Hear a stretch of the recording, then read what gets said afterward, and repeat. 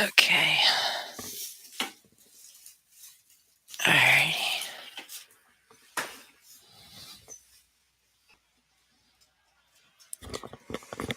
Alrighty. Yes, that is very true. I do hate Pokemon quite a lot. Welcome in. I am guessing why is my camera going so slow? Is it because? Hmm. Oh, hey. Wow. You guys sure jumped in really quick. I apologize for the quality of my webcam. I don't know why it's being slower than usual today. I did put on slow mode so that you guys could talk to her, but maybe that's like messing and figure out the settings.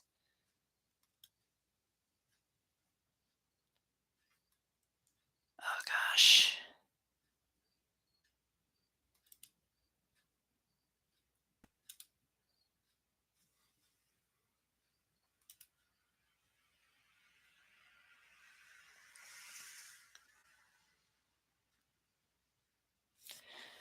Okay, where are we?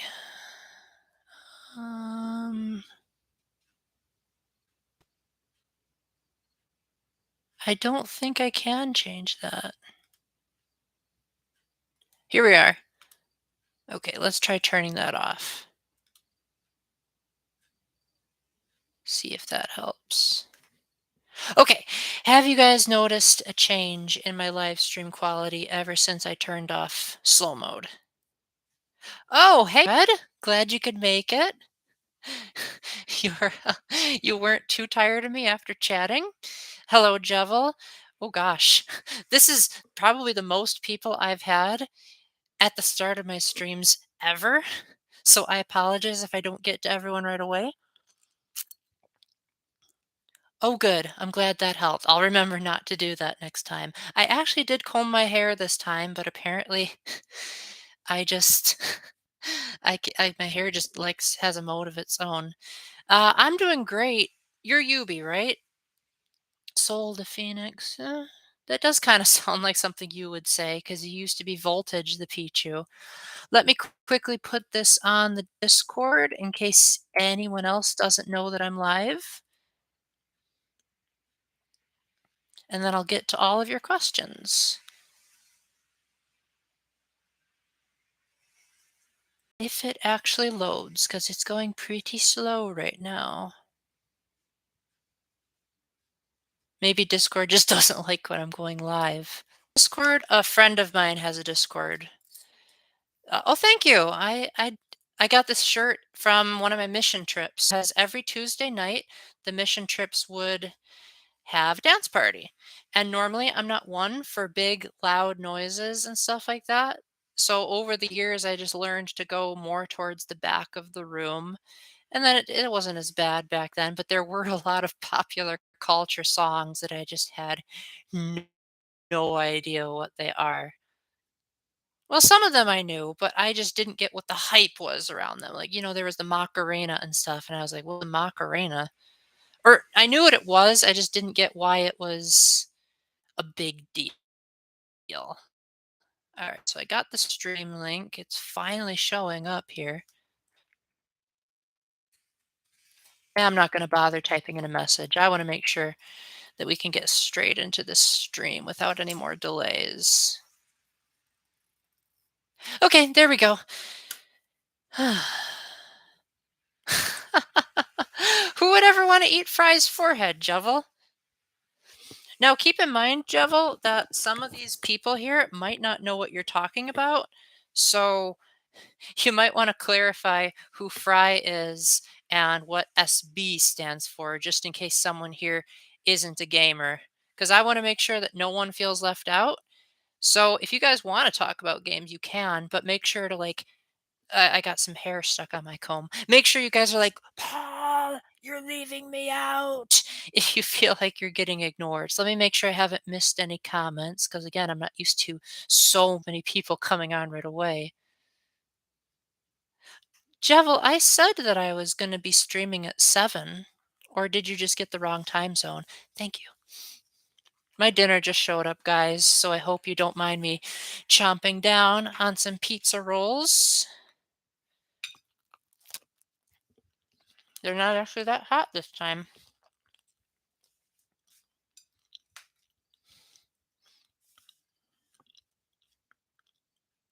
Okay, thanks for clarifying. I knew what you meant, but I wanted to make sure everyone else did. So, how's everyone doing? What's been the latest news?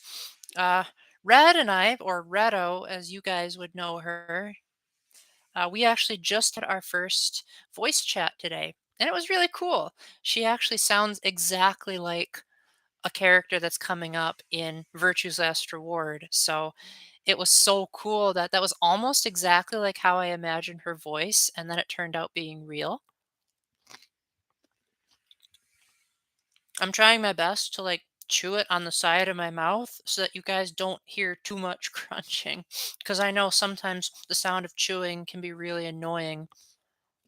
And I remember I got COVID back in December of last year. And for some odd reason, ever since that day, I've even been annoyed by the sound of my own chewing. So I'm trying to make sure you guys don't fall into that camp. Yeah, I'm really glad that we were able to talk today, Red. You're the type of person that once we established the common ground and the momentum, it was really easy to just keep bouncing off of each other's ideas. ASMR. My gosh. I actually don't really like ASMR. I find it's kind of weird. Like if I really want to hear ambient sounds, then I can just listen out my window. My window is literally like 6 feet away from me right now, and I also live on a highway, so it's really easy to hear the sounds of crickets and the wind blowing. And there's always a lot of cars coming back and forth. I don't know if you guys can hear it. I certainly can. I also have an air filter, well, not necessarily an air filter, but a white noise machine right behind my computer. So that's usually what I do if I need that soothing sound to get me to go to sleep.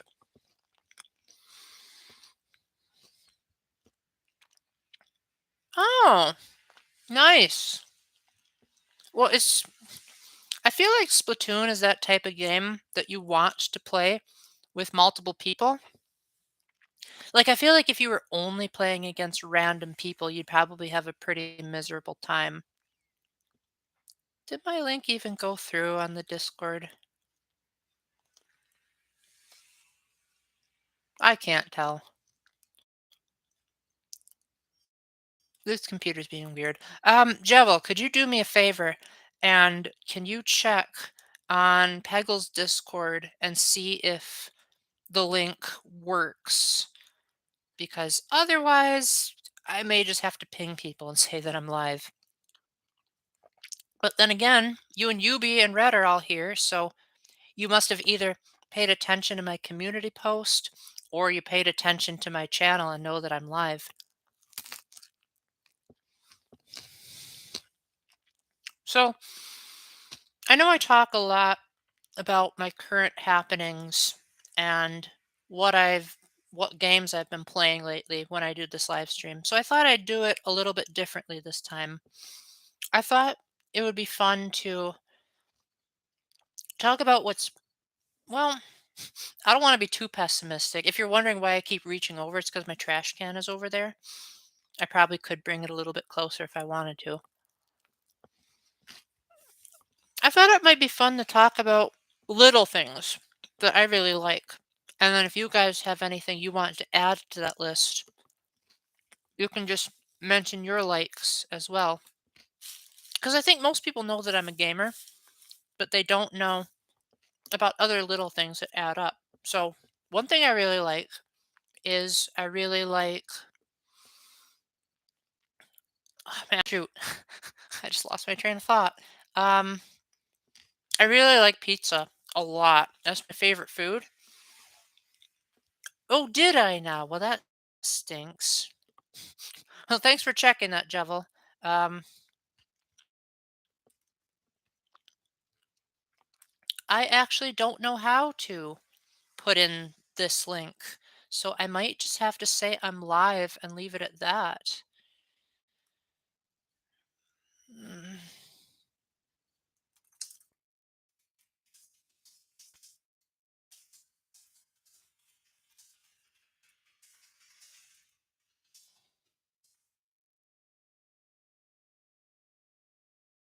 Oh, Discord is being so slow.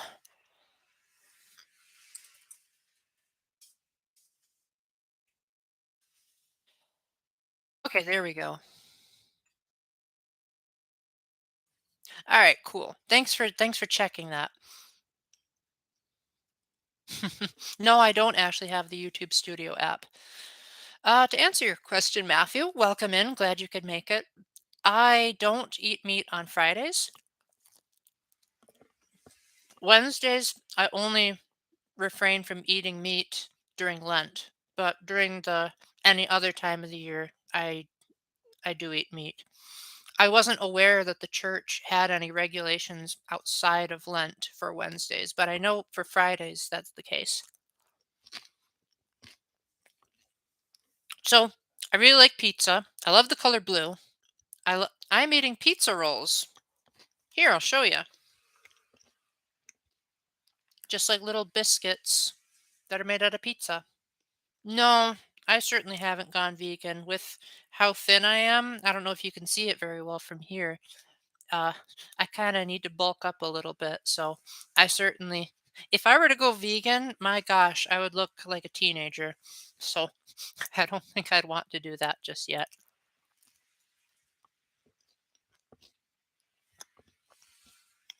I also really like going on nature walks. I like the sound of crickets. I like having long hair. That's probably obvious. Some people just have long hair because they are either too lazy or don't have the money to get it cut, whereas I actually like my hair long. I mean, my very first video had me having long hair, so that should tell you something.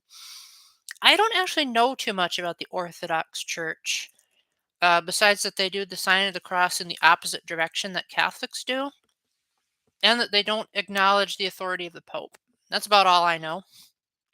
So, uh, I think that it's admirable that they're closer to the Catholic Church than most other denominations. But apart from that, yeah, I have no idea. How do you know how old I am, Jevil? For all you know, I'm 107.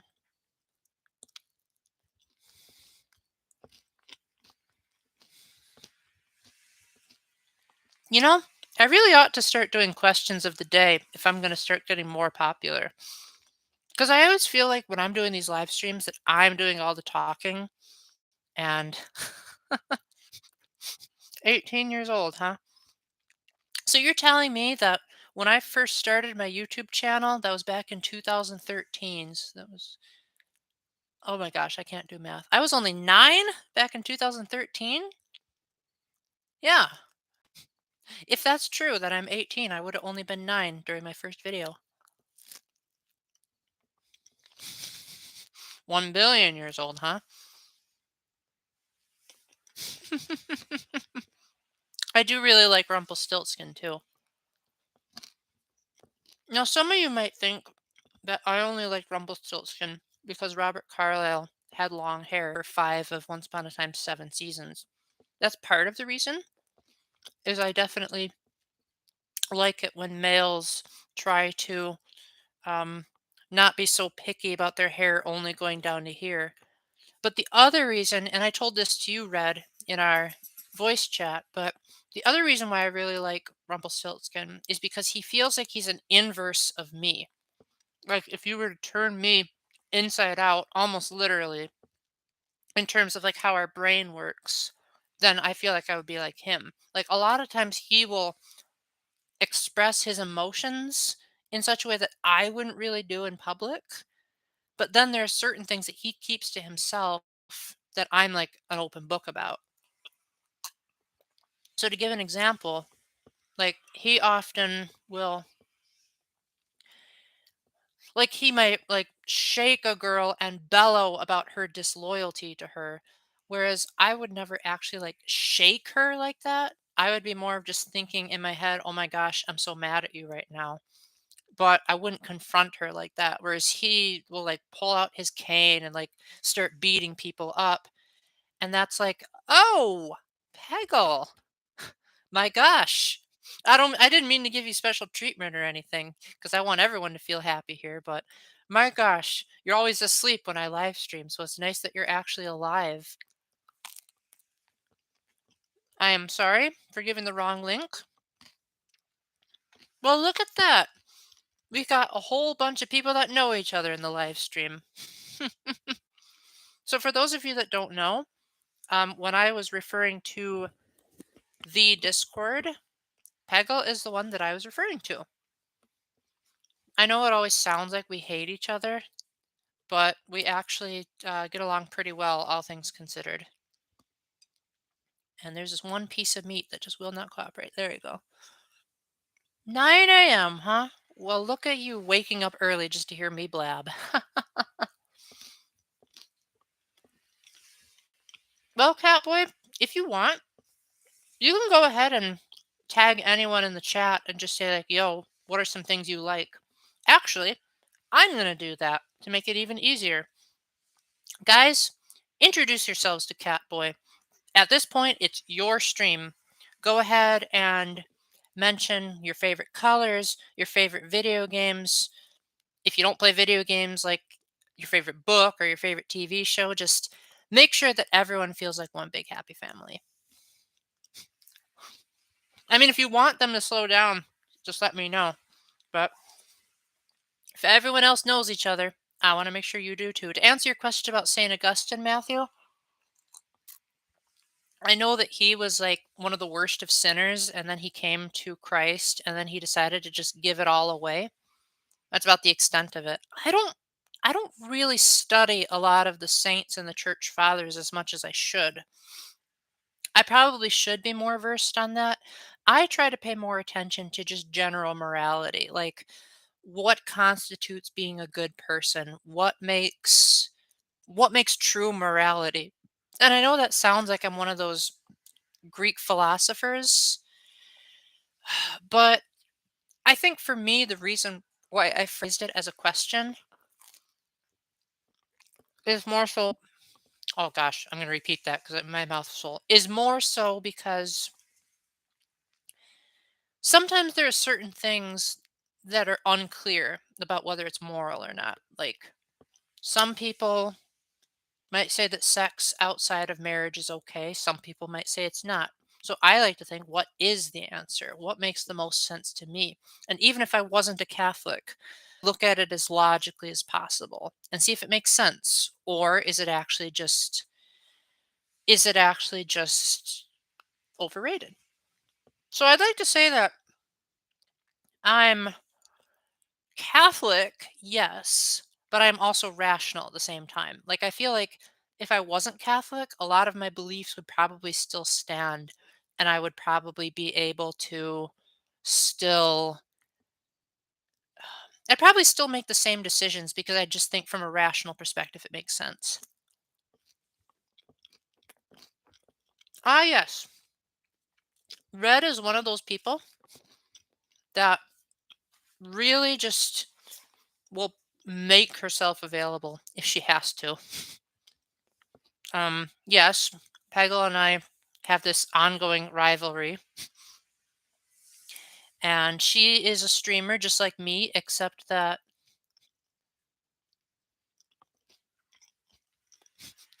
she actually streams games.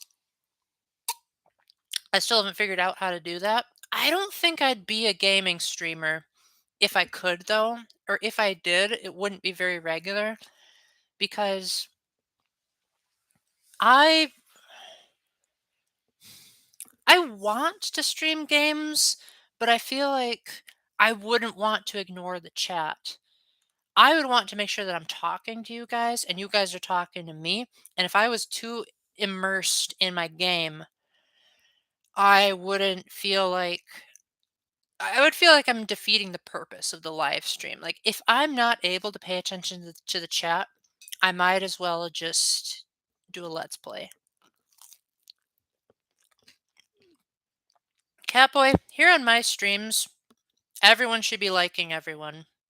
And if that's not the case, then I'm really sorry.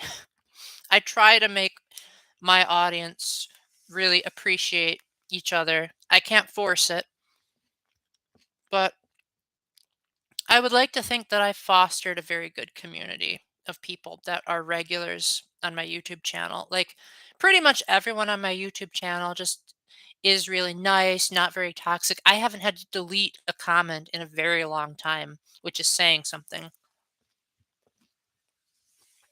Well, I do have a capture card, Peggle. It's just that, well, obviously I can't show it to you right now because it's in the basement, but the capture card that I have, what I do is I have a flash drive right here, and I plug the flash drive into the capture card, and then I plug the capture card into the TV, and then the TV streams the footage onto the capture card. So then I plug the flash drive into my computer, and then I edit all the footage together so that it doesn't look choppy or has too many tutorials, and then I do a voiceover over it. I don't know how to do that in real time. Oh, pronouns. Peggle and Red are both she and her. Jevil is he, him. Pretty sure Matthew is he, him. I mean, with a name like that. I am he, him. Of course, this is my channel, so we don't really say they around here. So don't be trying to convince anyone to not appreciate how God made us. I mean, my computer's pretty good. It's just that it's selectively slow at all the worst times. And not only that, but let's say I was a gaming streamer. What would I stream? Like, I would have to go into the basement for starters, and then I'd actually have to have a game after the big purge. Well, I mean, on your channel, that's fine. I just think that they, them is downplaying the beauty of why God made us male and female. And of course, that's getting into really deep theological territory that I'm not sure I can explain adequately to make all of you guys understand. But to put it in very simple terms, the reason God made us male and female is not only to repopulate the earth with more humans so that more things can change, but also on a really deep theological level, uh, the male and female are supposed to be representative of God and his people, and how like God wants to be so close to us that like sex is a metaphor. And again, I told you it's confusing, but that's the simple answer. And so refusing to acknowledge that you were made in the image and likeness of God is essentially refusing to acknowledge that you're human. Does that make sense, or did I just shout a bunch of nonsense?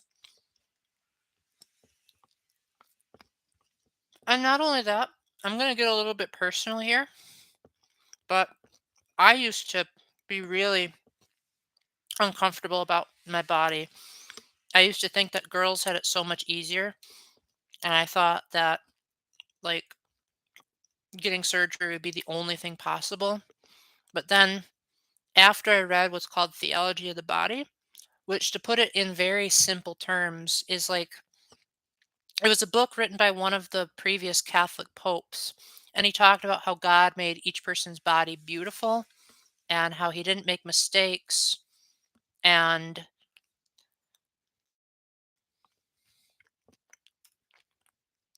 I just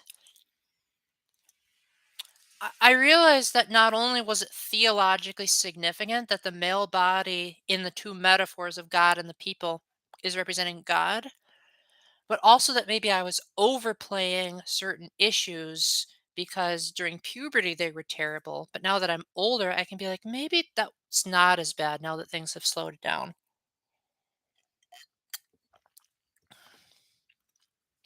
And so I finally got to the point where I just said, you know what? Even if the male body has its problems, I'm just going to put up with them and I'm going to be happy with how God made me. I don't play in an orchestra, but Red used to. Red, you want to tell them about the instruments that you play that you just taught me about today?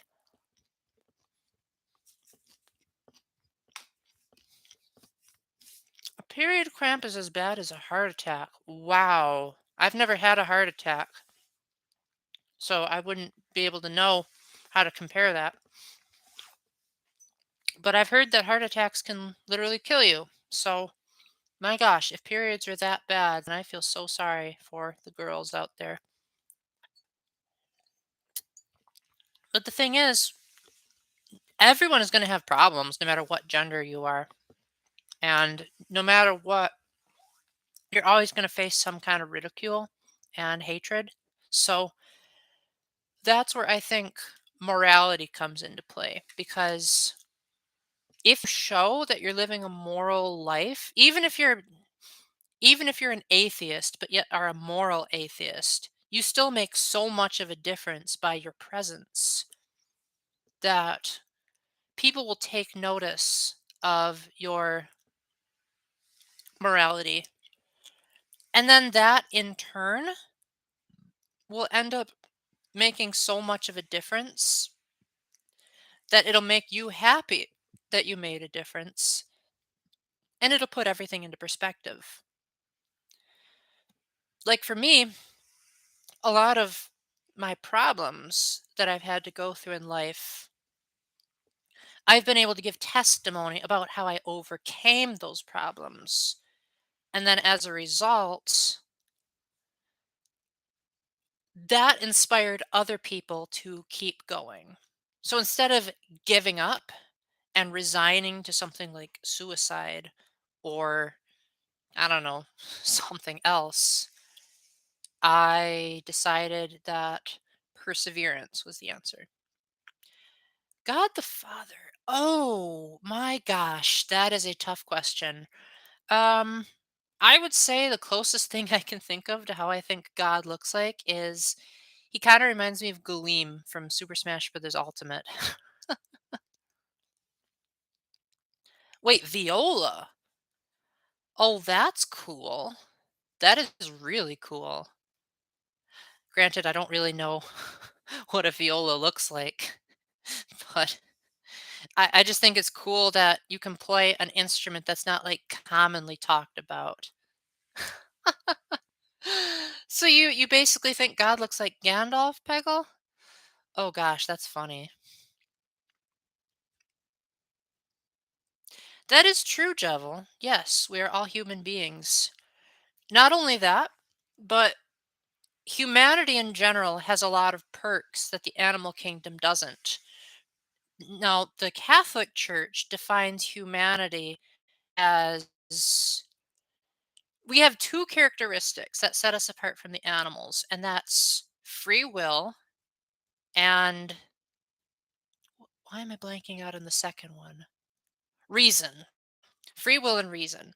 Free will means that we have the option to choose what we want to do and that we're not just going off of our emotions and our impulses. We can say, maybe my impulses are wrong. Maybe I don't want to eat that piece of cake. Maybe I shouldn't. So we have that ability to think things through, and that's where the reason comes in. Animals are all about, I feel, therefore I am. We, on the other hand, can think. So we can come to a logical conclusion about what makes the most sense. Now, granted, not everyone is logical, so it might be harder for some, but I think some people have more logic than they give themselves credit for. Because a lot of people, even when they are acting off of their emotions, they can explain it to other people. Whereas animals, they don't really try to justify themselves. Like, it's not like a dog when it lifts up its leg to pee, it's not like it says, "Well, excuse me, but that's unfortunately how I am, so if you don't mind." Like, even an emotional person can give a defense. So you can say like, "Hey, let me explain why I'm doing what I'm doing." And that's basically what makes us human. Uh, I'm not sure if we evolved from apes. According to Catholic theology, we didn't because apes do not have free will or reason.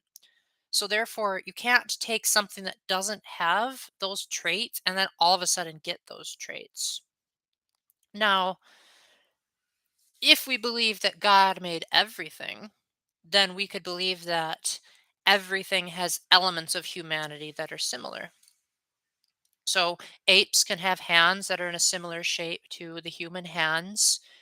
Mammals have fur, which is similar to human hair.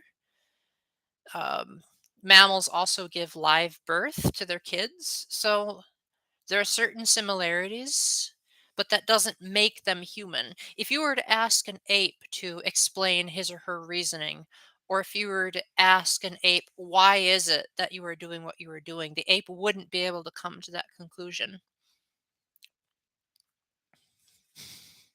Yes, in case you haven't noticed, those of you who are new here, this channel is not afraid of getting into really deep and controversial categories.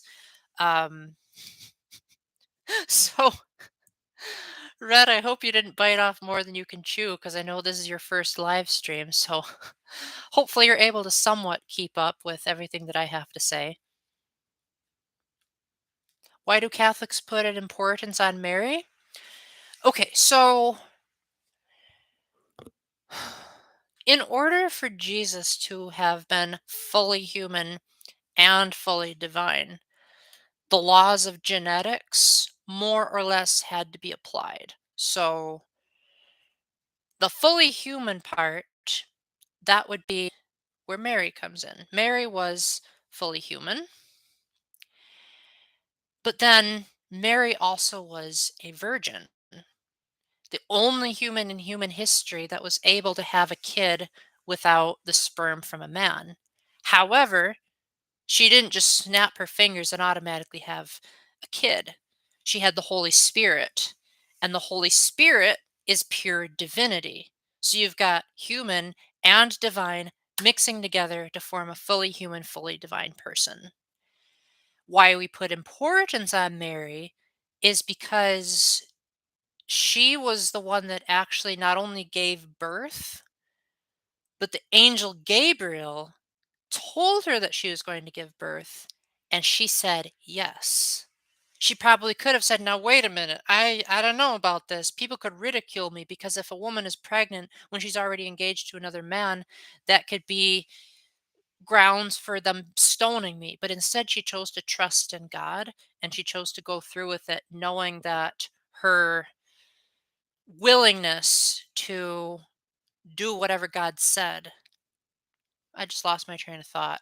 But basically, she persevered with God's plan. She didn't just say, "Oh, shoot, you're going to put me pregnant without a man." She just said, "Well, if you can do it, then I'm going to just go with it."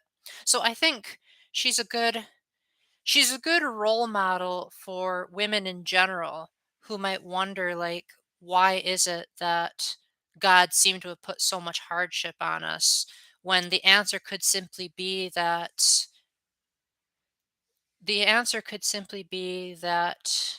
it has a point even if you can't see it.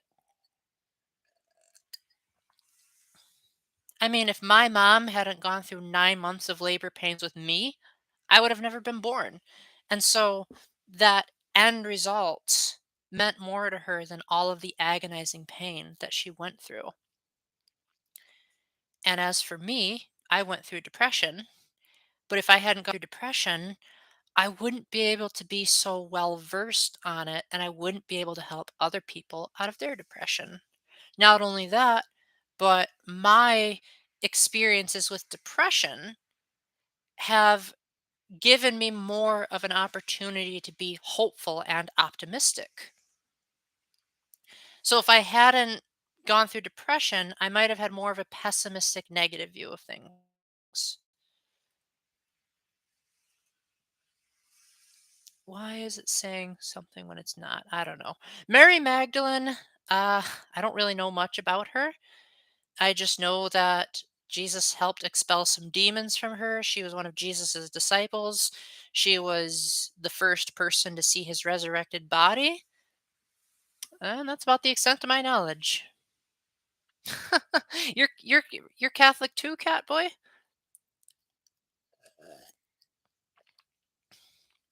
Red, just curious. You mentioned that you used to be Catholic. What were some of your experiences back then? Greek mythology, huh? The thing is, whenever I hear about Greek mythology, I always think about all the bad stuff that I've heard, like all of the raping and incest and lust. And I think, why would I want to worship a god like that? But then again, maybe I'm only thinking about those select things and not thinking about the whole picture. Well, if you're Catholic, then, oh my gosh, there's so much that I could say. But basically, um, I'm trying to put this as simply and as lightly as possible. I would highly recommend seeking out a copy of Theology, the Body. It's a relatively simple read compared to most religious textbooks and articles. And I would recommend there's different like age groups of which it's written. So like there's theology of the body for high schoolers, theology of the body for middle schoolers, theology of the body for adults. So find whichever version fits your demographic and give it a try. It really helped me out a lot with when I was experiencing um, gender struggles. Uh yeah, apparently the Greek gods were something else. If they're heaven, um so Catholics believe that there are four states of being, or more like five if you give or take. So first there's even the atheists can agree with me here. There's Earth. Everyone agrees that we're here on Earth. But then after Earth, there's oh, that's good, Red. I'm glad to hear it. Most people that leave Catholicism leave because they felt unwelcomed or that the Catholics were like too anti-gays or something like that. And I'm glad to see that you had proper teachers that actually knew their theology. And hey, I'm very scientific as well. If you were to ask me, Paul, why is it that you don't believe in sex before marriage? I will give you a scientific answer that has nothing to do with religion. But anyway, going back to your question, Jevel. So first there's Earth. Everyone starts out on Earth. Then the second reality is I don't think there's a name for it, but I like to call it the judgment center, where God sort of sits down in front of someone after he or she dies and then says, okay, let's examine how you lived life. How have you loved others? How have you fed the hungry, clothed the naked, gave drinks to the thirsty, etc.? And for the wicked, like the truly wicked, the people that know that they're doing wrong and insist on doing it anyway, then he'll say, why should I admit you into my kingdom when you've hurt so many people? That ends up splitting off into a reality known as hell. And hell is eternal separation from God. And then the fourth reality is called purgatory. Now, the Christians, aka the Protestants, they don't believe in purgatory. They believe that you just go straight to heaven if you're a righteous person. But Catholics essentially believe that purgatory is like a pre heaven state of being, kind of like when you go to a car wash. You just get rid of all that gunk that's still on your soul. Maybe if you weren't wicked, but you just made a few missteps. And then there's heaven, which is, of course, bliss, perfection, no suffering, being in God's presence for eternity. Oh, I see. I see. Yeah, I think the reason why you might have also felt unwelcomed, Red, is because a lot of Catholic churches promote an atmosphere of reverence. If you're in the presence Actually, I'll give you an example that we used in the voice chat that we did earlier. Remember those pictures of the girls that got me out of depression that I told you about, or that I showed you? And how just talking about them made me, like, kinda nervous because I was like, "These guys saved my life." Like, I am just so overwhelmed even just looking at a picture of them, because if it wasn't for those girls, I would be dead. That's basically how Catholics see Jesus, is his death on the cross was redemptive suffering so that all of us wouldn't have to be in eternal torment. And so a lot of Catholics, they want to maintain that atmosphere of, "Oh my gosh, I am in the presence of a savior." So if you can imagine how I was feeling being around human girls that all they did was say you made a difference, imagine how much more in awe I felt being in the presence of someone that died for all of the world and went through the worst suffering ever, like way worse than a heart attack or periods or kidney stones or anything you can imagine. It just, honestly, that's probably why the Catholics seemed unwelcomed, because during the time of the Mass, that's when the Catholics are meant to be just appreciating God's presence, and then they can be social elsewhere. So I guess if you ever reconsider being Catholic, then I would say maybe reconsider talking to Catholics outside of the setting of the Mass, then determine if they're welcoming or not. I think most people believe in the afterlife to a certain extent. It just, depending on the religion, they have a bit of a different taste. I believe the atheists believe that they just turn into a realm of nothingness. So that's sort of an afterlife. I mean, you're not in pain anymore, but you're also not in eternal bliss. You're just in a state of nothing. So that's afterlife in a manner of speaking. Then the Christians and the Catholics believe in heaven. And then, like, the Buddhists believe in this, like, sort of heaven where, like, they believe that they're in bliss, but there's, like, different levels of heaven where, like, God is at the top. I haven't studied too much into Buddhism, but they definitely don't see heaven the same way the Christians and Catholics do. Whew, man. You guys are getting me to really blab on and on about theology. This is why I love mission trips so much, is because I love having the opportunity to talk about what I love without being judged for it. And I really appreciate being able to cultivate a YouTube community that can disagree with me, but yet at the same time, it doesn't mean that they are going to not hear out what I have to say. Like, I'm pretty sure well, I think Catboy, you said that as well. Like, we've got Christians, we've got atheists that come on my channel, and yet at the same time, no one is being condemning. No one is being No one is saying you are an idiot, you're going to burn in hell, I hate you, I never want to talk to you again. It's all just, hey, we are here to enjoy some YouTube content together. And I really appreciate all of you for that. And I'm not just saying that to make you guys happy. I'm saying that because I really mean it. I'm glad you appreciate me keeping on talking. I only have this much water left, though, so we'll see how long I can keep going. Do explain what you mean by reincarnation, Peggle, because I am not 100% sure if what you're talking about is the same thing as what I'm thinking about. I'm not sure if Catholics believe in reincarnation. I think we believe that it's eventually possible, but that rather than being reincarnated on this earth, we'll be reincarnated in a second earth. But that I'm not too sure about, because Revelation was written in a very cryptic style of what's called apocalyptic literature. So it's hard to know how much of it is to be taken 100% literally. But even then, most people who believe in reincarnation believe that you forget all about your past life and you're born again as a new creation. We don't believe that. We believe that our soul transitions into the next realm, be it heaven or hell, one of the two. And that soul is a permanent part of us.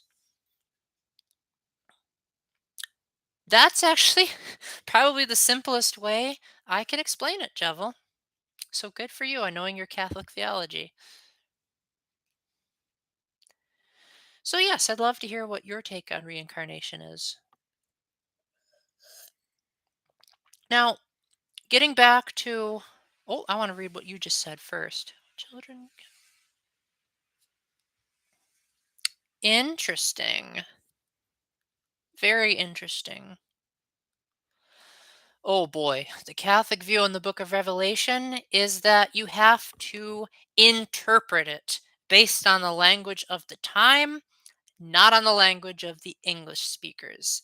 Because John did not speak English, nor was he writing to people of our time. He was writing to Christians who were being persecuted for their beliefs.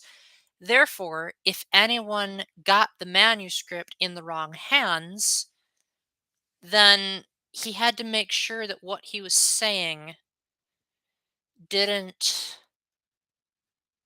how do I word this? So one of the most famous examples of where revelation made sense to the Christians but didn't make sense to anyone else is when John writes about how the dragon's name is 666. Now, to you and me, that probably seems like a really random number, and to Peggle, it probably seems like it's upside down for 999. However, if you take the Hebrew lettering that was used back in John's time and you attributed letters to the values of 666, it actually spelled out Nero, who was the emperor of Rome back then. You think the same thing on that particular thing, so more or less you're correct, Jevel. So if John was being cryptic about that, then we can imagine he was being cryptic about other things. Because again, he wanted to make sure that if, say, one of Nero's men read it, that they wouldn't immediately say, "What? You're comparing Nero to a dragon?" So, in other words, you have to have the authoritative teaching that's been passed down since John's time, who could say, no, no, no, no, no, he doesn't literally mean 144,000. 144,000 in the context of this ancient manuscript language means, as for what all of that means, I don't know. I don't pretend that I have all of the answers. I just think that based on all of what I've researched so far, makes the most sense. And not only that, but I went on a mission trip in 2018 and I had a miraculous healing on my back and shoulders during Eucharistic adoration. So it's very hard for me to believe that a napkin has healing properties. And if it does, well, science hasn't really documented it yet. Where he was when he died, what plane he was on. Huh. Interesting. I will have to look into that because that sounds like a very cool story. Of course, the church also believes in something called poltergeists, which basically, poltergeists are like spirits that are. I'm not really sure how to describe poltergeists to you. If you've ever read Harry Potter, then Peeves is a good example of a poltergeist. Now, the church is not clear about where it stands on poltergeists. I believe the current view is that the church has neither confirmed nor denied it. Basically, it's saying we're not going to give a definitive teaching saying that they exist, but we're not going to say that they don't exist either. We're going to be in this middle ground of saying you can believe in them if you want, but you can't condemn other Catholics for not believing in them, and you can't condemn Catholics for believing in them either. Okay, so just want to double check. Hopefully, no one feels left out. Everyone feels like they can talk. Just want to double check there. Red, I wanted to get back to your point earlier where you were talking about taking a scientific view of things. I actually really like to point out how science and religion can go hand in hand, and how a lot of religious practices that we adopt actually do have a lot of additional reasons beyond just because God said so.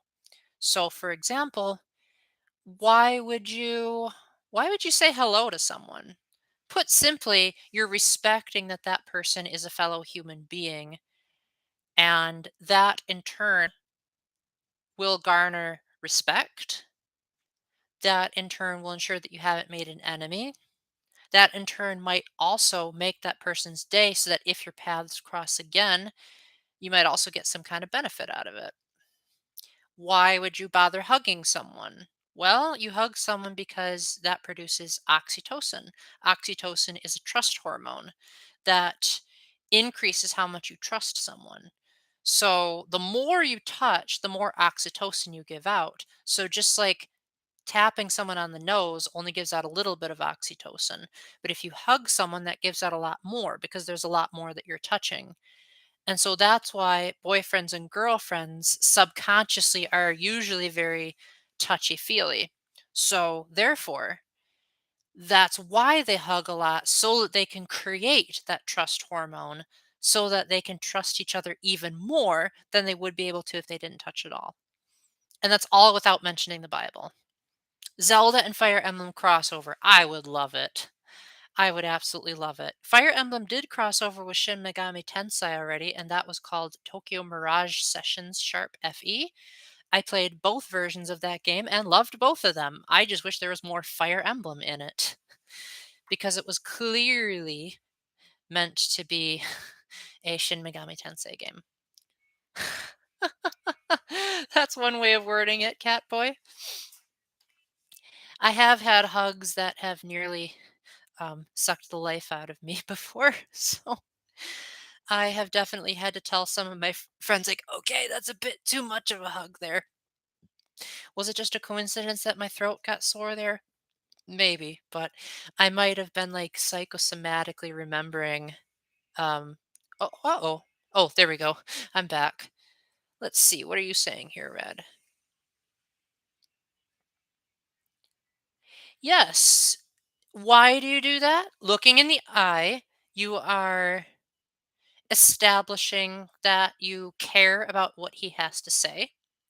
You shake his hand to show that you trust what he has to say, and you say good morning because you're wishing him well. In other words, you are, oh, hey, it's Kat. Welcome in, Kat. Glad you could make it. I, I, uh, I hope my link on Pagel's Discord worked, or you just paid a lot of attention to what I was saying on my community tab. So I'm glad you could come in. One thing that we're trying to do in this chat is we're trying to make sure you sprinted. Oh gosh. Yes, cat boy, except that this cat is a girl. So you'll have to like shout over who's dominant. But in all seriousness, cat, we are trying to make sure that everyone knows everyone in this chat. So would you care to tell the chat a little bit about yourself? Yeah, I always call her Cat because uh Cat, do you want to tell them the secret as to why you called yourself Cat specifically in your Twitch? Because I think that's a mind-blowing secret. And also just tell them a little bit about yourself. What's your channel like? What do you stream? Also, for those of you that don't know, because Kat's probably too humble to mention this, she is one of my patrons on my Patreon page. I am going through a bit of a tough time financially, and so I set up Patreon as like a dual meaning. For me, is to help me pay my bills. For my people that are supporting me, I wanted to give them an opportunity to get exclusive content that they liked that maybe I wouldn't want to put on this main channel because it would either take too much time or it would be too boring. So I really appreciate that. Thanks to Kat and Sploon Ghost and Matthew Rakowski that I can stave off having to possibly take out a loan or anything like that. So yes, that is my shout out because YouTube doesn't do shout outs. So there you go, Kat. There's my equivalent of when you always do it to me on your streams. Oh, good. I'm glad Fall Guys works. That's great to hear.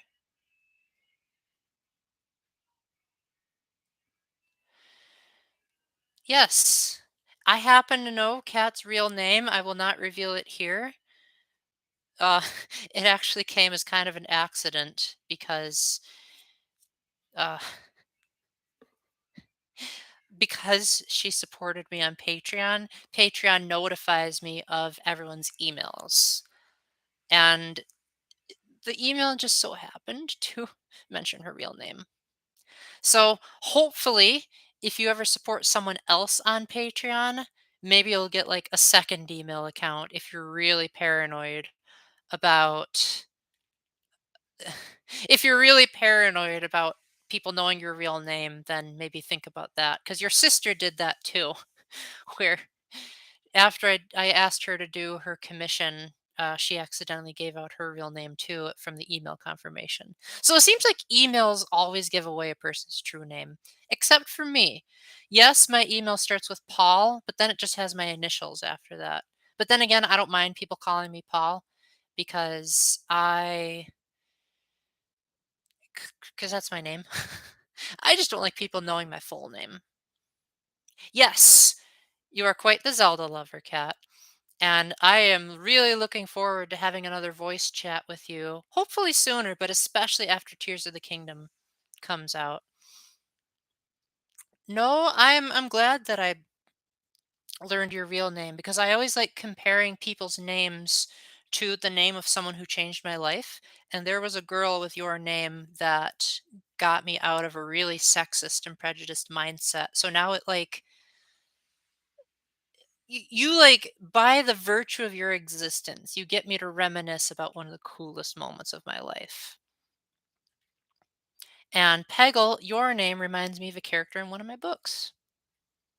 So yay! How many of you also have a name that's going to remind me of the greatest moments of my life? And Red, you're named after a fox that tries to sell people fake paintings. So you don't exactly inspire a whole lot of confidence. I just. Red is a great person. I just wanted to make that joke. Yes, I'm looking forward to it. Oh man, Jevil, you sure love your security breach. You know what? Since you keep bringing that up, and not everyone knows what security breach is, Jevil, you want to explain to the audience what that game is? Maybe some of the people here might want to give it a try. You inspire crooks. Okay, so I heard Red's voice for the first time today, and I immediately compared her to a character in Virtue's Last Reward. Peggle, I cannot wait for your reaction to that character because I bet you're going to say, oh my gosh, that character sounds exactly like Red. And you will know exactly who it is. I will not have to point it out.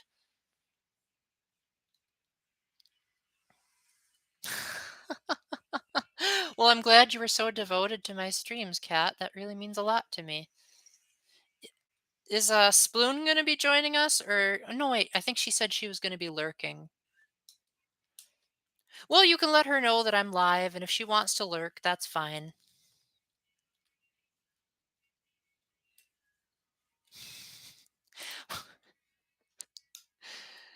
Oh gosh. I cannot wait for you to try out Virtue's Last Reward. Yeah, I have noticed you haven't exactly been on your YouTube. Yeah, that is probably true. I would recommend keeping your age to yourself just in case. I personally, I don't think I personally don't think anyone here will have a problem, but there could be a random person that shows up who's creepy. So, just in case the 1% chance that that happens, like, we'll just leave it at you're young and people can use their imaginations.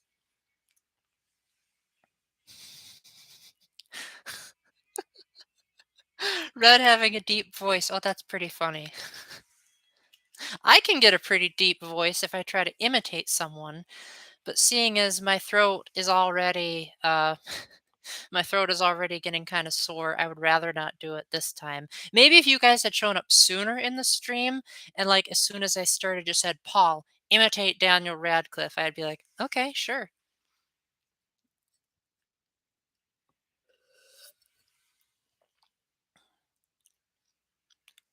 That's an interesting way of describing it.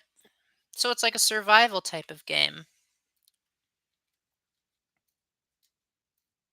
If you're 1,000 years old, then my gosh, that makes actually, I think Peggle's the youngest one here because the last I heard, you actually want me to do a British accent, Cat? Okay.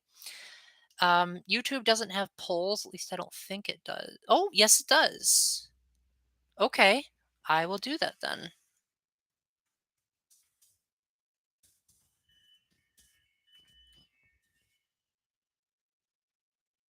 If it ever types, because it's not loading.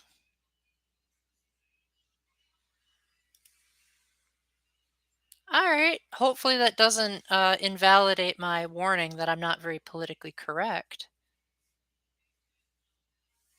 Last I heard, Peggle's only 7. Not really, but I always make that joke because she's so uncultured about popular games. So I always say that she has to be 7. Oh gosh. Oh, you guys are funny. Apparently, yes is like really winning. I don't.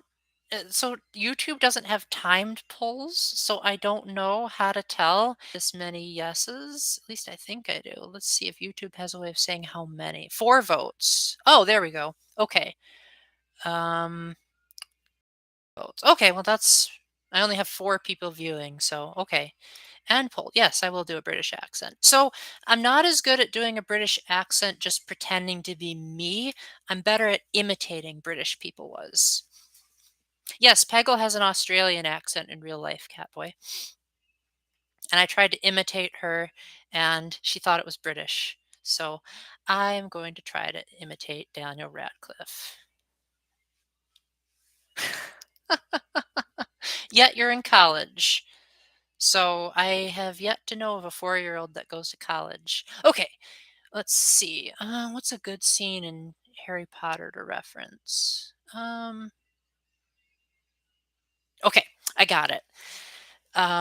We will we will do the scene where, and I'll of course censor out the profanity, but we'll do the scene where they make.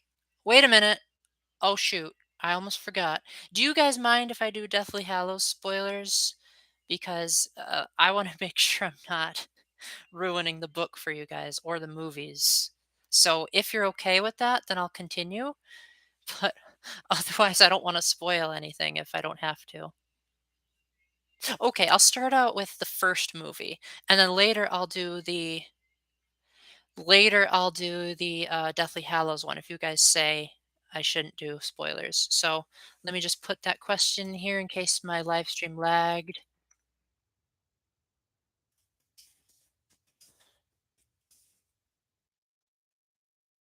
Okay, Peggle and Catboy are good.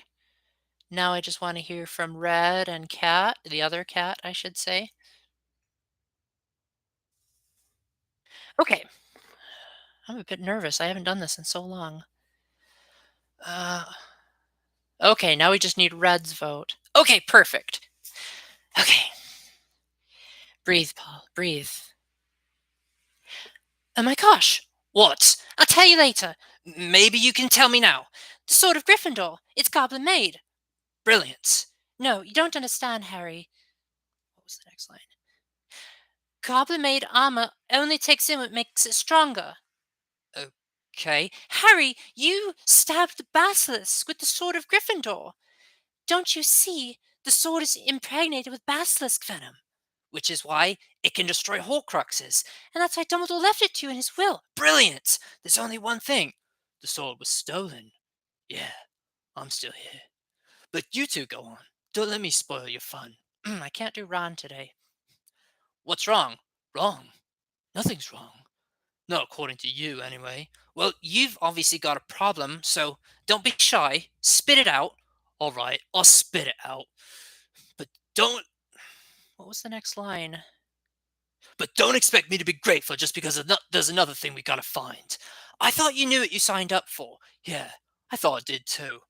Well, I'm sorry, but what part of this isn't living up to your expectations? Did you expect we'd be sleeping in a five-star hotel, finding a Horcrux every other night? Did you expect to be back with your mum by Christmas?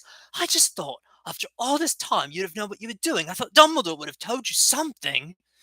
Well, I've told you everything that Dumbledore told me, and in case you haven't noticed, we have found a Horcrux already. I think you guys get the point now, but yeah, that's my British imitation.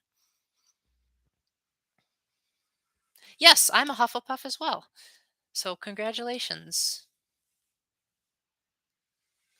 Why, thank you, Kat. I'm glad you approve, even with my voice being shot. I could probably do better sounding imitations if my voice wasn't so sore. Because I used to like make people wonder if I was just putting on a recording. I tried imitating Monokuma the other day for Todoroki, and she was just completely caught off guard. You haven't seen the movie? Oh, you poor thing. But yeah, my Monokuma impression is pretty lame. I think I can do like the nighttime announcement, and that's it. You want the Monokuma? Does anyone else want the Monokuma?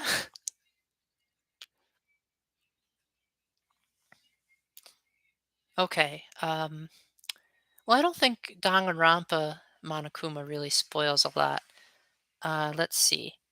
Just like that hedgehog that loses his rings whenever he bumps into stuff.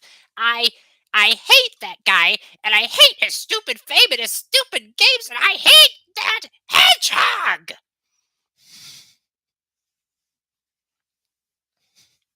And then his nighttime announcement is something along the lines of, Ahem!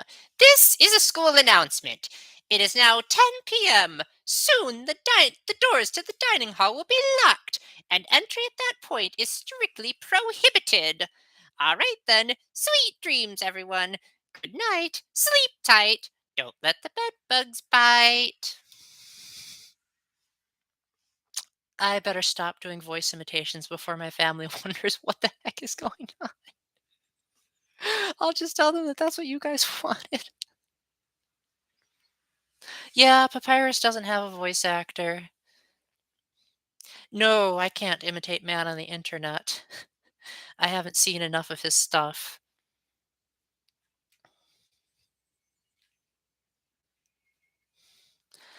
Whew, I just got really tired all of a sudden, and I'm almost out of water. Are you being serious right now, Catboy? Because I want you guys to be honest with me. If I sounded terrible, I want you to tell me. Don't just tell me I'm good just to make me feel better. Cat, was that an unintentional Danganronpa reference? Because that is actually what I was referencing, is when it's time to go to bed.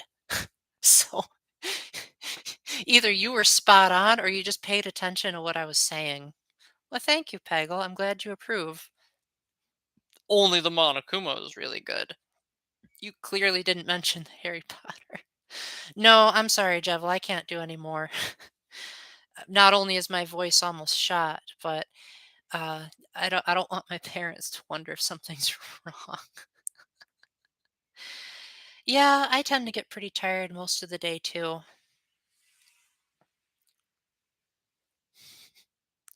You know, I actually have this collaboration in mind with Todoroki. She goes by Misaki Todoroki on her YouTube channel, and she's also a voice actress.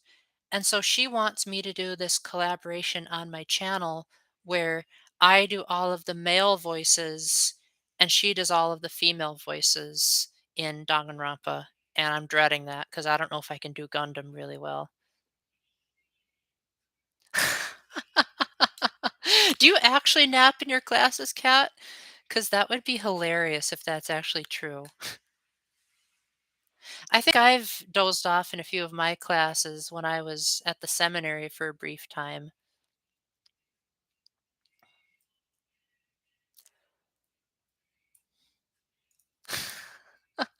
Wait, do you not take naps ever? Or just not take naps during class? Because my gosh, I would be a wreck if it wasn't for my naps. Of course you would, Peggle. Oh man. I don't know how you do it, Peggle. Like, I'm getting so exhausted and I haven't even been streaming for an hour and a half. And yet you can do 3 hour streams. I have no idea how you manage to do it.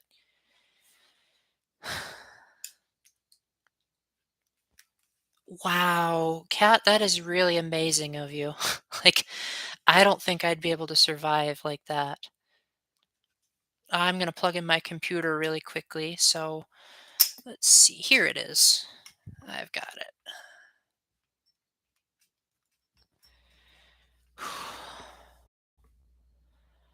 Oh, wow. Thank goodness you guys are able to type so quickly because if you couldn't, oh my gosh. When I was filming some of those podcasts for my Patreon audiences, it's okay to advertise one's own Patreon while he's on his own YouTube channel, right? Like that's not considered taboo. Because on my Patreon, I did the podcasts for the 999 and my voice was shot when I was like only at the hour mark for the game would have been. I might actually do that pretty soon, Peggle. I just want to make sure that everyone feels like they had an equal opportunity to share and that they didn't feel left out. I think I will do that, actually. I'm glad you guys are okay with it. And it's not because you guys are boring me, it's just because I. Oh, my shirt? It is a dance party shirt. I got this when I went on mission trip because every Tuesday night on mission trip, they would do a dance party. And then right after the dance party would be Eucharistic adoration. So I have to question their motivation for having such a sacred event come after something so wild. Everyone knows GLaDOS was voiced by a girl, silly. That's not a fun fact. Jevil, a real fun fact is someone that nobody knew. Like if you were to say that uh well, I'll do it again. Eucharistic adoration means okay, so you know how at mass during the communion procession they say the blood of Christ for the host and then for the chalice they say the blood of Christ. Well, they take the host, which is actually, the body of Christ, and then they put it into a monstrance thing. It kind of looks like a giant trophy. And then you like put that in the center of the room or in the back. Glad you could join us, Catboy. Hope you have a great rest of your day. Yep, you as well. So basically, adoration is like an opportunity to worship Jesus when he's right there in the room. I guess for Red's sake, I would say it's comparable to how I felt just looking at the pictures of those girls, but more so if the girls were like in the pictures and were actually able to like reach out and shake my hand and say, "Oh my gosh, Paul, I'm so glad I was able to save your life." Yes, I have seen The Sound of Music, Peggle. I thought it was pretty good. I thought that it was a good commentary on. I was not trying to imitate the Joker, but I'm glad you think it was good. I thought it was a good commentary on not using the religious life as an excuse to run from the married life. Because I think one thing that's a problem with a lot of Catholic parishes, and I'm a Catholic myself, so I'm calling out my own religion, is that a lot of Catholics seem to be under the impression that more people should be priests and religious, but yet there's an equal amount of calling to the married life. And not only that, but Jesus' first miracle was performed at a wedding. It's inherently in our nature to crave relationships. Even the most asexual person in the world probably wants some kind of companionship. And most people in the world are called to be even more than that. And so the Catholic Church honors marriage just as much as it honors the priesthood. It's just that a lot of priests don't really talk like that. They often say, let us pray for an increase in vocations to the religious life. But it's like, we should also pray for an increase in the vocations to married life because there's not enough babies nowadays. I would love a Once Upon a Time movie night, but as long as it's the season where Robert Carlyle actually has long hair. Because man, after he cut his hair, like he just looks so I don't know. I don't know how to describe it, but it really shook me to my core. Red, have you ever seen Once Upon a Time? I don't think I got a chance to ask you that. My voice is actually starting to feel a little bit better. I think talking softly near the end helped it to kind of amplify itself a little bit more. So, Once Upon a Time is a TV show that, well, I'm only going to describe the pilot, and then you guys will have to watch it from there. So, the pilot episode of Once Upon it's a TV show. It ran for 7 seasons, although you probably should only watch 6. So, basically all of these fairy tale characters from throughout all the fairy tales that you love all lived together in a place known as the Enchanted Forest. But then one day, the evil queen got tired of always losing. So she decided that she was going to cast a curse on the entire land to transport everyone to a place where she'll be the only one getting the happy endings. And so she ends up transporting them into a town called Storybrooke, Maine, where none of the citizens are allowed to leave. And if they try to leave, then bad things will happen. And not only that, but the characters are also given completely different identities. Some of them are even given completely different appearances. Like Snow White has like full women's length black hair in the Enchanted Forest, but then she has a pixie cut once she gets into Storybrooke. Jiminy Cricket is, of course, just a regular guy who's the therapist in the town.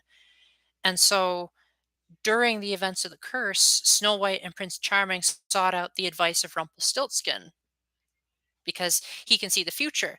And Rumpelstiltskin said that the child of Snow White and Prince Charming was destined to be the savior that was going to break the curse that the evil queen cast and bring back all of the happy endings. And the Blue Fairy said that there was a magical wardrobe that could transport one person into the world of Storybrooke without losing his or her memories. So Snow and Charming chose that they wanted to put their daughter into the wardrobe. The problem was that their daughter was really born the same night as the curse was cast. So when the pilot picks up, because the pilot jumps back and forth between the past and the present, her their daughter is grown up. She's now 28 years old, and she's visited by her son that she had while she was in jail. So she, gave up her son for adoption. So she didn't know him all those years. And his son read this book that talked about all the Once Upon a Time characters. And then he pieced together who each person in Storybrooke was. And then he found out where Emma lived and said, Emma, you're the savior. You're destined to bring back the happy endings. And that's where the pilot ends. And doesn't that just sound like it's a movie with how involved it got? In fact, I actually did think it was a movie. My dad did not tell me that it was a TV show when he showed me the pilot. I was like, "Wait, where's the rest of the movie?" He's like, "This is a whole series." I'm like, "Dang, that's amazing." And That's the only TV show I really watch. There's a Clue TV show, Cat? That's cool. I'm sorry if I'm not reading your chat, guys. I'm just a fast talker. Let's see. Let me make sure I didn't miss anything. Yeah, I've never seen Shrek, so that beats me. Once Upon a Time isn't based on games, Cat. It's actually based off of, well, it's definitely, they take some creative liberties about what they consider fairy tales later in the series. But usually it is based on some kind of old legend or something along those lines. I guess you could call it a what if. I personally like to see it as a giant crossover, but also just an alternate take on your beloved fairy tale characters. Like, what if Rumpelstiltskin, no, I better not say anything about him. It's better that you experience it for yourself. Um, Pinocchio is indeed a real boy. That is revealed in the pilot. But keep in mind, I'm only telling you guys what's in the pilot. I am not going to talk about what happens in season 1, episode 2, or anything after that. But yes, Geppetto and Pinocchio worked together to create the magic wardrobe that sent Emma into Storybrooke. Well, Emma wasn't actually sent into Storybrooke, she was just sent into the real world. She didn't even know Storybrooke existed until Henry told her about it. And then she decided, you know what? I figure now I will stay here because I got nothing better to do, and I want to make sure that my kid is looked after. Well, thanks a lot for dropping by, Peggle. Hope you have a great rest of your day.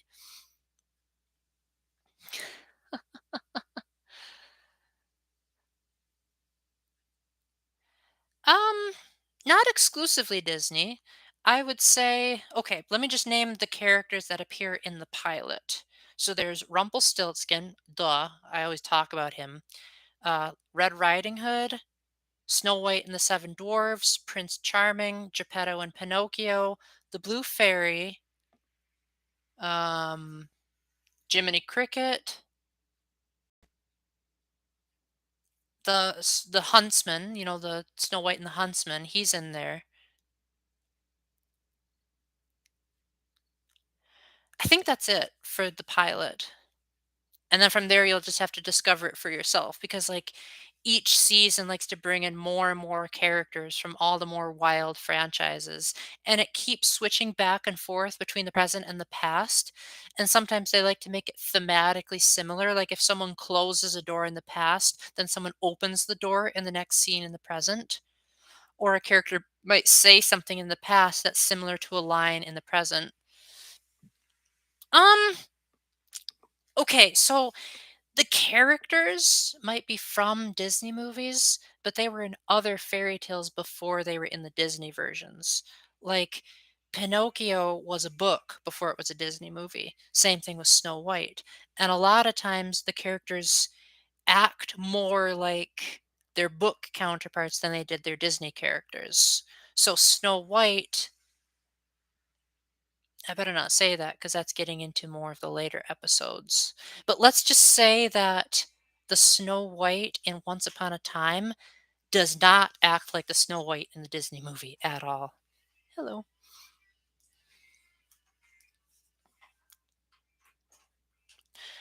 But that's not to say that, like I said, they take some creative liberties with what they consider fairy tales. So I bet once you get into the later seasons, you'll be like, oh gosh, they brought in that character. That's so cool.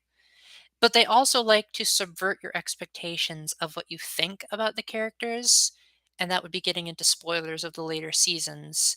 But let's just say that Red Riding Hood alone will make you be like, "What? That's not how I remember it."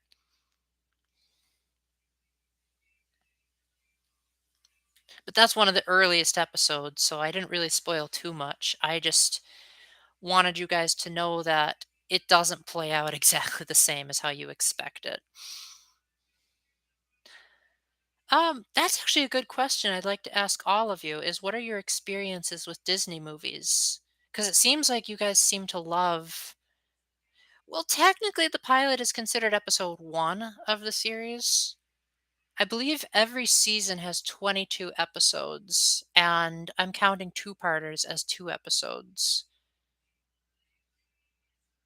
So, like,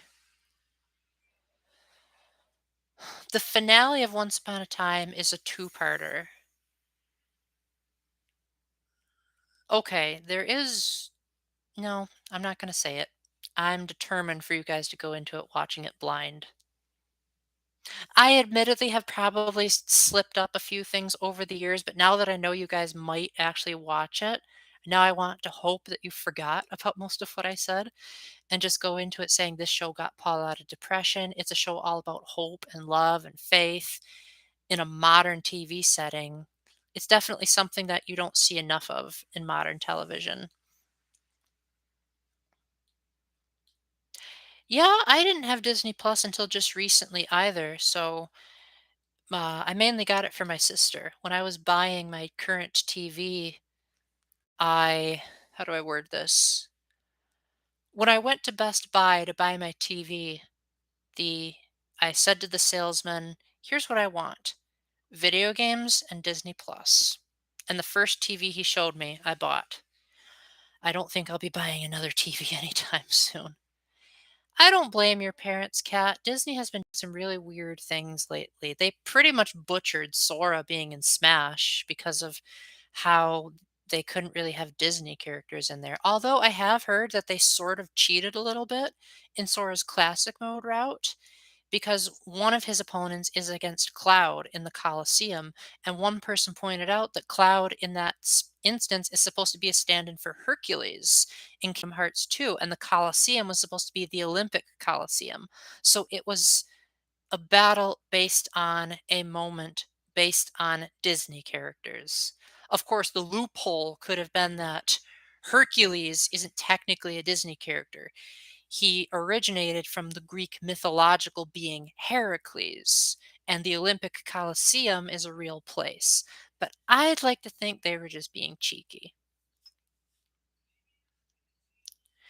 Yeah, I don't know why they call it pilot either. If I had to name it, I would probably say, I think I would probably call it The Savior Returns or Welcome to the Savior.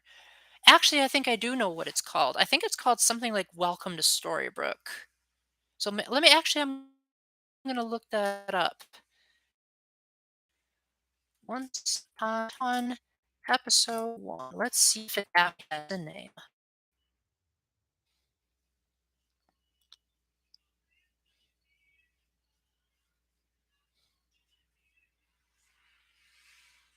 It's being a bit slow at loading. Apparently, it's just called the pilot. That stinks. I think it's because a later episode is called Welcome to Storybrooke. That's dumb.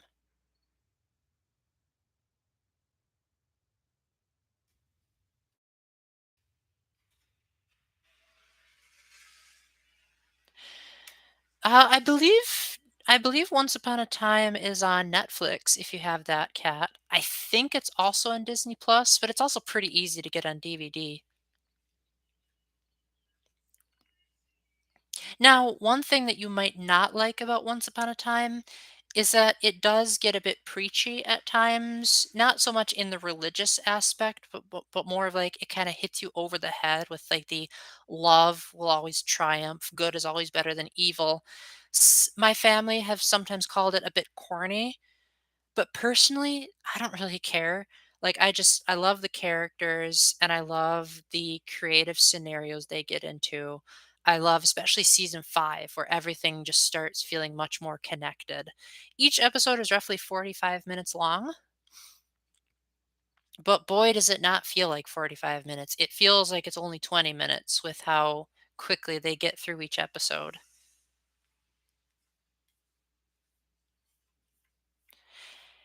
And not only that, but Robert Carlyle, the guy who plays Rumpelstiltskin, he is an amazing actor. Like, my gosh, he like, all of the actors, well, most of them, some of the ones in that are only show up once are pretty terrible. Most of the actors in Once Upon a Time are really amazing, but, like, he is just, like, on a whole other league. In fact, one of the interesting facts about the behind the scenes of the pilot episode is that when he first appeared, because he was told that he had to make his appearance sudden, and Jennifer Goodwin, the actress that played Snow White, actually did jump in startled because she was so used to seeing Robert, or as he's called, Bobby. She was so used to seeing him normally that when he's like, "I know why you're here," just all of a sudden she was like completely taken aback by him. And they also said that he would often ad lib certain lines in there because he just felt so in character. And not only that, but like if you see how Bobby actually acts in real life, he's like this very fast talking Scottish guy, but yet he puts on a very soft Irish accent so that you actually, in his words, take him seriously. And he did cut it eventually, but for the first 5 seasons, he had long hair just like mine. Um, well, the Once Upon a Time I'm talking about is a series. It stars Jennifer Goodwin, Lana Parrilla, Jennifer Morrison, Josh Dallas, and Robert Carlyle.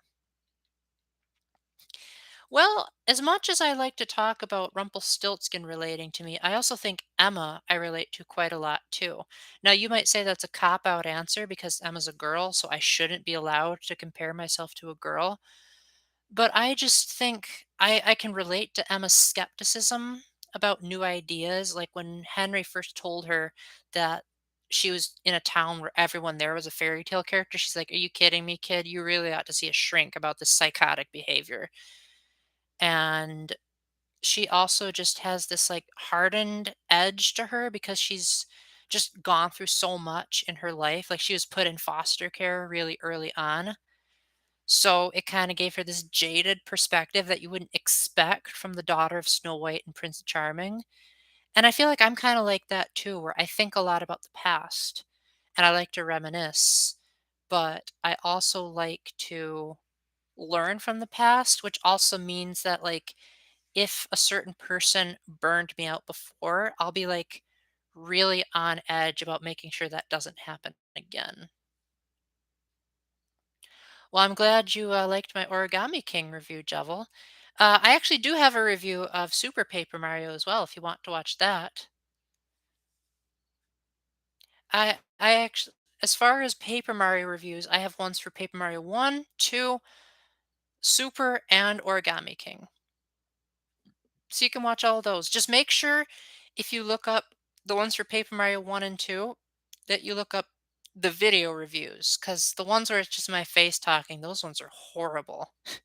But the ones that are video reviews, I think I did really, really well. Like, I'm very critical of my own YouTube stuff. So if I say something is good, that means it's probably going to be good. But if I say something is terrible, Cat, not only can you add that to your list of games, but Paper Mario 1 is on the Switch Online expansion pack. So if you already have that, then you already have Paper Mario 1. So unless you'd rather play Banjo-Kazooie, like, you don't really have an excuse anymore. I combed my hair, guys. I swear I rigorously combed and brushed my hair before I started the live stream, yet it's still not behaving itself. Am I just cursed to forever have messy hair? I don't know. I mean, I guess maybe it's from my mom. Like, my mom's hair doesn't always behave itself either. I even bought a brush recently. Yes, I know it's pink, but I don't care about the color as long as it gets the job done. Yeah, Color Splash and Sticker Star were pretty terrible.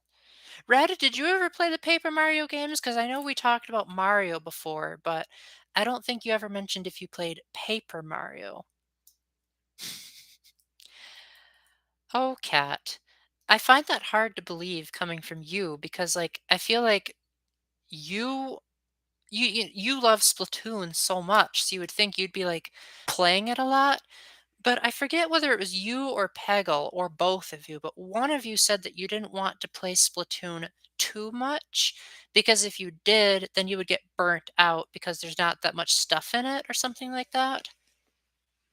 I know I'm personally already burnt out from Splatoon 3, and it's only been out for a few weeks. I wish more people had played the story mode because that definitely looks a little bit more interesting than just the shooter mode. Oh my gosh, I feel sorry for you, Red. The one on 3DS was so terrible. That was, in my opinion, Sticker Star was by far the worst Paper Mario game. It just completely forgot what made Paper Mario so special, and honestly, it's one of the worst games Nintendo's ever made, if I'm being honest. Like, it has good graphics for a 3DS, and it has really good music, but it the best way I can describe it would be like, imagine taking your favorite Disney movie, but it didn't have any songs, it was in black and white, and you only got, like, wireframes of the characters. You'd be like, "That doesn't feel like my Disney movie. It feels like corporate greed to save on expenses." So, in the same way, Sticker Star still has Mario being made out of paper and all of the characters being made out of paper, but it doesn't have the humor or the creative characters or the wonderful locations or the mind-blowing story. Like all of the stuff that made Paper Mario so special. In fact, in Japan, Paper Mario 1 was called Mario Story. So it completely lost the focus of what it was named after. Oh, that's good. That's good, Kat. I'm glad that you're focusing more on yourself. Like, I definitely advocate a lot for honesty. Hey, Orville, glad you could make it. Yes, I know my hair's a mess, but I tried. I tried combing it and I tried brushing it, and it still doesn't want to behave. Glad you could come in. We were just talking about Once Upon a Time and the Paper Mario series, a little bit about religion much earlier. I am doing quite great.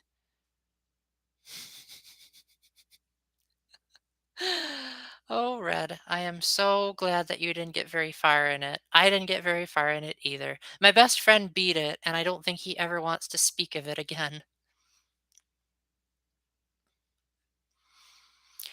So, I guess to give a little bit of a plug to Paper Mario 1, since Paper Mario 2 is probably stupid hard to find. Basically, the premise is that Bowser stole the Star Rod from Starhaven, and therefore, the Star Rod was originally used by the Star Spirits to grant the wishes of the people in the lower world.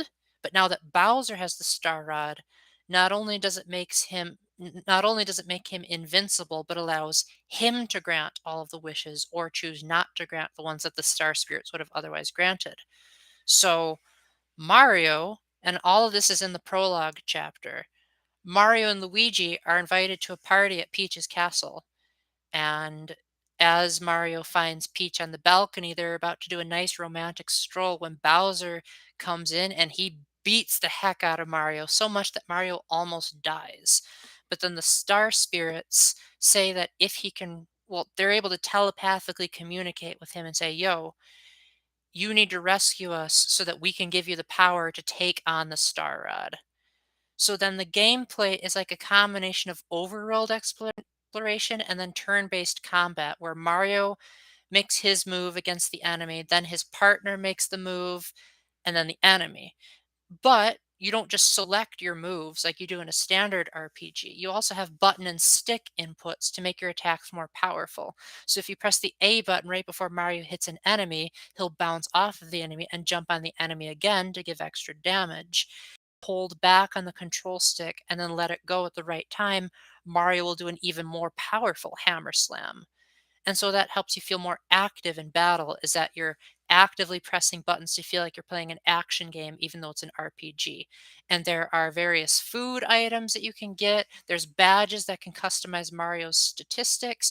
You earn experience points. Honestly, Kat, it's one of those my first RPG type of games. I really don't think you'll be that bad at it at all. Because I didn't play very many RPGs when I first started Paper Mario, and yet I was really good at it. Um, then again, I also started out playing Path of Radiance out of all the Fire Emblem games. So maybe I'm a bit of a hypocrite.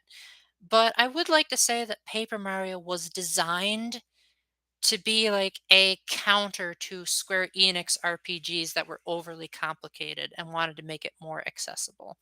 Yes? All right, guys, I got to relocate my computer. So if you'll just excuse me for a moment, I got to cover up the webcam just for a moment, but then I will be right back.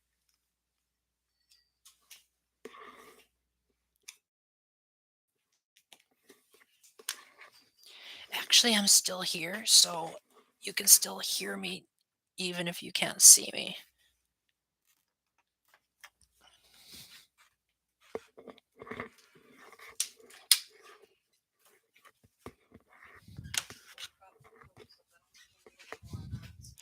I'll figure it out. Thanks.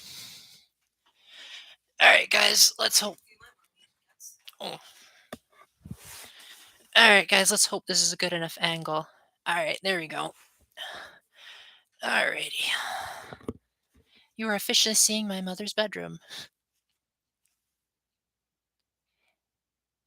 Really? You didn't know Fire Emblem existed until Brawl? I don't blame you. I didn't know Fire Emblem existed until Melee. But back when Super Smash Bros. Melee came out, Marth and Roy still hadn't had their games localized. But because they were so popular, it made Nintendo say, you know what, we should bring Fire Emblem over to the West.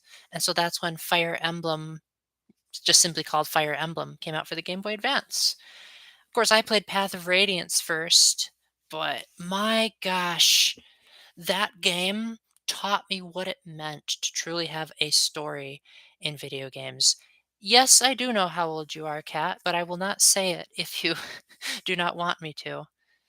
You kind of sort of gave it away in one of your streams.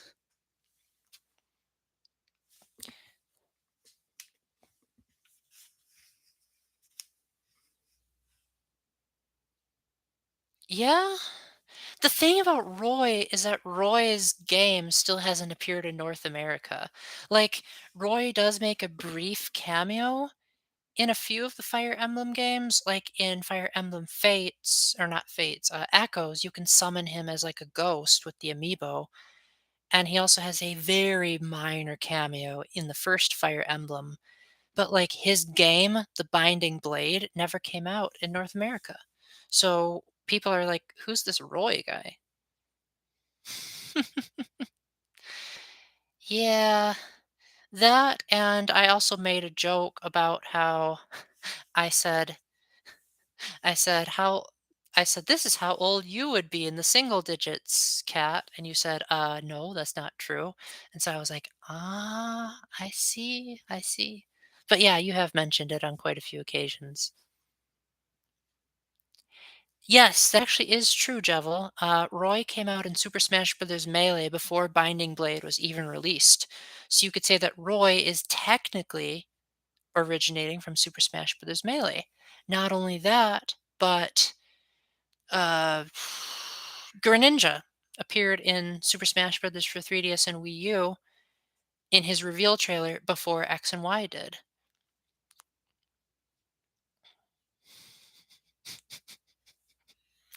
But yes, you being young when Brawl came out, that does that does kind of make me chuckle a little bit.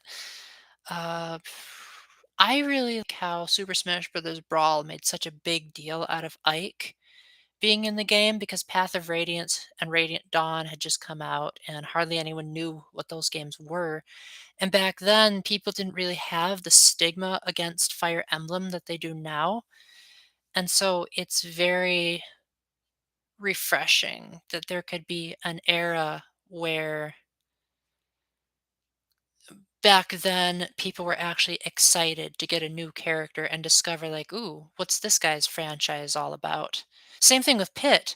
Like, Pit hadn't appeared in a game since the Game Boy, but when Brawl came out, Masahiro Sakurai was like, oh hey, I could reinvent this guy. And then in 2012, Kid Icarus Uprising came out. Yes, I did hear about that, Jovel. Not that I really like Marth's home game, but that is cool that the First Lord is coming back.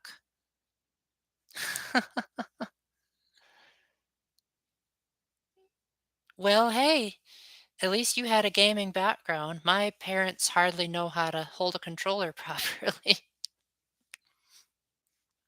My dad did play Mario Kart 64 quite a lot, but apart from that, he didn't really like playing a whole lot of video games. My mom tried playing Super Mario 64, but she just couldn't get the hang of the depth perception of it.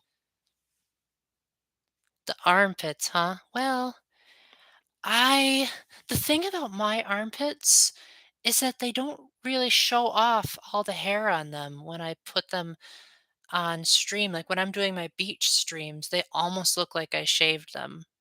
So I guess like that's the thing about YouTube is like see here, I have like a hairy arm, but it doesn't look very hairy to you guys. It looks like it's really smooth. Same thing with my legs. Like it doesn't look like it's that hairy from a distance. Oh man, that would have been cool if my parents were Zelda nerds. Yeah, I was kind of a loner in my love for Zelda for quite a few years, but at least my parents weren't anti-Zelda. My mom was willing to pick up Twilight Princess from GameStop for us, and she picked up Skyward Sword because it came out the day that I got back from a conference. Hello there, Alberto, and you still haven't gotten my name right after all this time. Welcome in. We were just talking about Fire Emblem and video games and everything in between, and I forgot to put my computer on battery saver mode, so I shall do that right now. Here we go.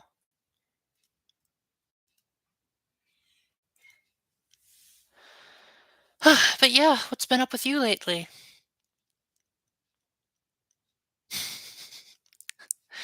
Oh, that stinks. Yeah, Twilight Princess is so epic. Like, Cat, I bet you're in for a really good time. Not as good as Breath of the Wild, but it's still pretty up there. Mm, I would say I'd Pac-Man a decent amount in the arcades, but I was never like a diehard fan of it. Overwatch 2, I haven't even played Overwatch 1 because I'm so bad at shooters. Oh man, this stream has 5 likes. Like, what the heck, guys? You're just too nice. I hope it was worth the 5 likes. I just think it's really unfortunate that Smash Brothers is very good at promoting various games, but it's not so good at keeping things to a minimum in the spoilers department. Like, my gosh, if you haven't seen Shulk's Final Smash, don't, because it spoils one of the biggest twists in the entire game. Oh, I knew more about Ms. Pac-Man than regular Pac-Man because she was quite popular in the arcade where I lived. Oh, but you 100%ed Breath of the Wild? Oh gosh, that's my gosh, Cat. I'm surprised you're still alive after all of that. And you 100%ed Ocarina of Time as well? Even I can hear the theme song over there. Yeah, you should play Majora's Mask again. I think if I were to rate Majora's Mask among all of the Zelda games, I'd probably put it at number 3. I honestly love it that much. Oh, okay. Thanks for the clarification. Yeah, Majora's Mask, I got to recently play again on Nintendo Switch Online, and I just really love the time management element. I love the surrealness of it. Admittedly, it seems like a pretty simple Zelda game in comparison because it puts a lot of emphasis on the transformation masks. But I would say that the moon itself shows that a game over can have consequences on both the player and the environment. Well, hey, you can always message me if you ever get too stuck on it. Because my gosh, I was stuck in Clocktown for so long, so I know how you feel. I think I eventually resorted to a guide to get through the second half of the game.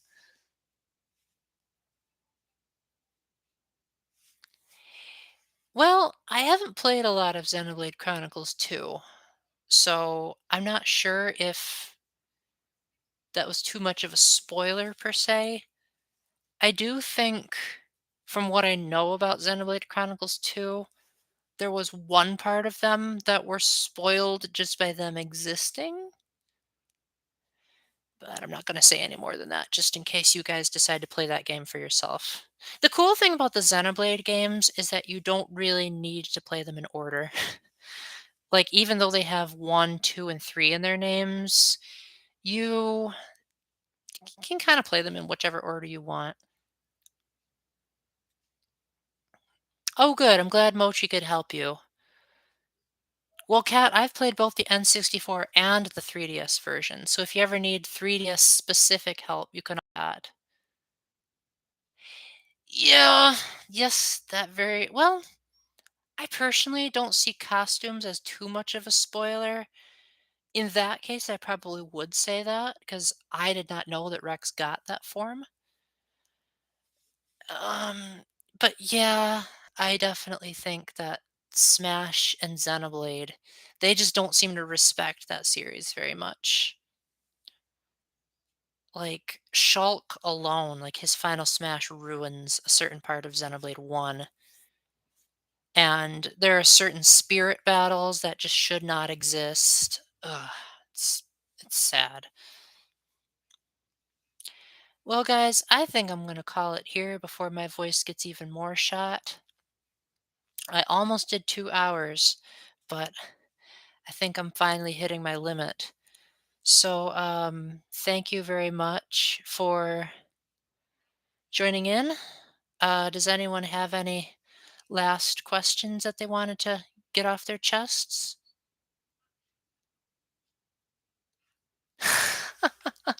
That's one way to learn about it, Kat.